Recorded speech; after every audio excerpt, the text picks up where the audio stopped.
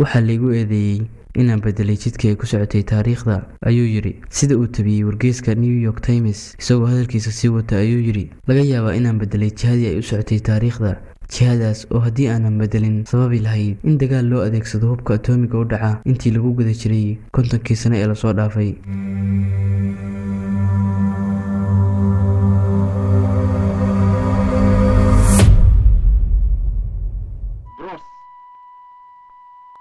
Theodore Hall wuxuu ahaa saynisyahankii ugu da'da yaraa ee ka qayb galay mashruucii lagu sameeyey bamkii ugu horreeyay atoomiga adduunka 29kii bishii Agoosto ee sanadkii 1949. Ruushka wuxuu noqday wadankii labaad ee haysta hubka nukliyeerka, xilligaas oo Midowgii Sofiyeetka qarxiyey bambadii ugu horreysay uu ku tijaabinayay hubkiisa nukliyeerka. Tijaabadaas ayaa lama filaan ku noqotay wadamada reer galbeedka, sababtoo ah khubarada Mareykanka waxay markaas u maleynayeen in Ruushka uusan awood u yeelan karin soo saarista nukliyeerka ilaa laga gaaro sanadka 1953.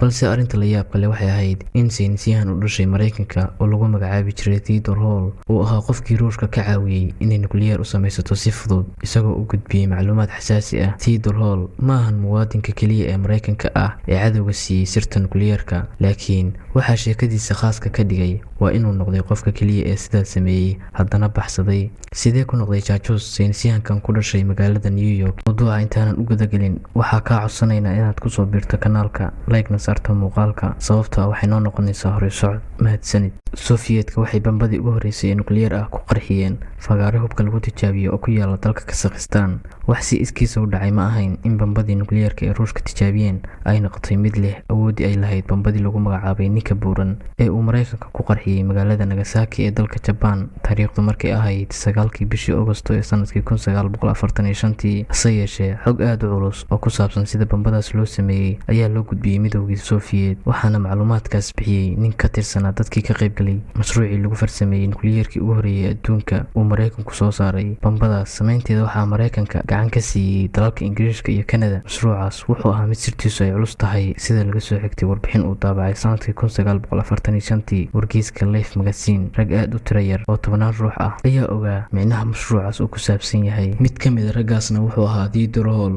wuxuu dhashay 20kii bishii Oktoobar 1925. ninkan oo ahaa wiil ay dhaleen hooyo guri joog ah iyo aabba ganacsada ah wuxuu ku koray xilli ay xaalad adag ku jireen dadka caadiga ah ee Mareykanka, laakiin arrintaas kama hor istaagin inuu adeegsado maskaxdiisa fahmada badan. wuxuuna heer sare ka gaaray maadooyinka xisaabta iyo fiisigiska. isagoo aad u da'yar oo 16 jir ah ayuu boos ka helay jaamacadda Harvard, wuxuuna ka qalin jebiyey sanadkii 1944. fahma badnidiisa iyo aqoontiisa dhinaca sayniska ma aysan seegin saraakiisha Mareykanka, waxayna ku dareen dad ay u kaxaynayeen xarunta uu ka socday barnaamijkooda samaynta hubka nukliyeerka. hase yeeshee arrinta aysan saraakiisha Mareykanka ka warqabin waxay ahayd in saynisyahankan da'da yar ay horeyba u shaqaalaysteen qolyo kale. Theodore Hall wuxuu xubin ka ahaa arrimaha siyaasadda ee ardayda jaamacadda Harvard. qolkii uu seexan jirayna waxaa la deganaa arday ay isku fasal ahaayeen oo lagu magacaabi jiray Savilla Sakis. Sakis wuxuu ahaa wiil ay dhaleen dadkii Ruushka ahaa ee qaxootinimada ku tegay Mareykanka, wuxuuna ahaa shuuci sidoo kale ku dhashay kuna barbaaray magaalada New York. Sakis ayuu ahaa qofkii Midowga Sofiyeetka u shaqaalaysiiyey Theodore Hall, wuxuuna qaaday xogta ku saabsan barnaamijka nukliyeerka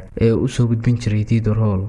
Theodore Hall wuxuu ku dooday in Ruushka oo nukliyeer helay xakamaysay isticmaalka hubkaas. Midowgii Sofiyeetka xilligaas ma ahayn cadow, balse wuxuu xulafo la ahaa Mareykanka, ayuu jiray Theodore Hall. wuxuuna intaas ku daray dadkii ka socday Sofiyeetka waxay si geesinimo leh ula dagaalameen maamulkii Naaziga.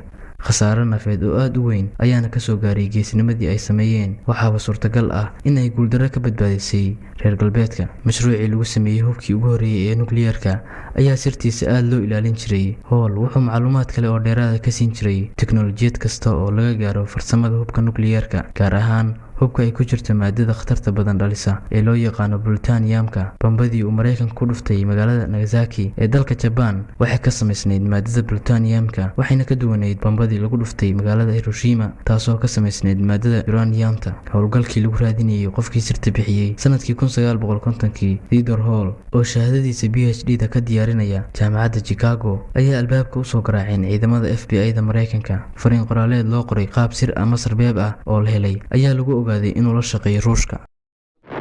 Полевой столб, поднимающийся с земли, быстро увеличился в объеме. Через несколько секунд после взрыва диаметр полевого столба составлял около Theodore Hall wuxuu howlgab noqday sanadkii 1984 waxaa la geeyey meel ay isaga iyo qoyskiisa ku noolaayeen, laakiin sanadkii 1996 waxaa soo baxday sirtii u qarsanaan jirtay weligiis. Dadkii Ruushka ahaa ee wax ka ogaa taariikhda ayaa bannaanka soo dhigay sheekada ku saabsan inuu ka dambeeyey qorshihii ay Sofiyeetka ku heleen macluumaad ku saabsan samaynta nukliyeerka. Nasiib wanaag, xilligaa ma nooleen qof markhaati ka noqon karay falkii uu sameeyey. Xitaa ninkii saaxiibkiis ahaa ee lagu magacaabi jiray Savila Sakis horey ayuu u geeriyooday. Ugu dambeyn, bannaanka ayuu wax walba soo dhigay. Waxaa laygu eedeeyey inaan bedelay jidkii ay ku socotay taariikhda, ayuu yidhi, sida uu tabiyey wargeyska New York Times. Isagoo hadalkiisa sii wata ayuu yidhi, laga yaabaa inaan bedelay jihadii ay u socotay taariikhda, jihadaas oo haddii aanan bedelin sababi lahayd in dagaal loo adeegsado hubka atoomiga u dhaca intii lagu guda jiray 50kii sano ee lasoo dhaafay. Tusaale ahaan, bambadaas nukliyeerka waxaa lagu dhufan lahaa Shiinaha sanadkii 1949 ama horraantii 1950meeyadii. Hagaag, haddii aan gacan ka geystay inaysan arrintaas dhicin, waan aqbalayaa dacwadda, ayuu yidhi. Alle ayaa awood badana isagoo si toos ah u caddeeyey inuu jaajuus u ahaa Ruushka uuna siiyey xogta muhiimka ah.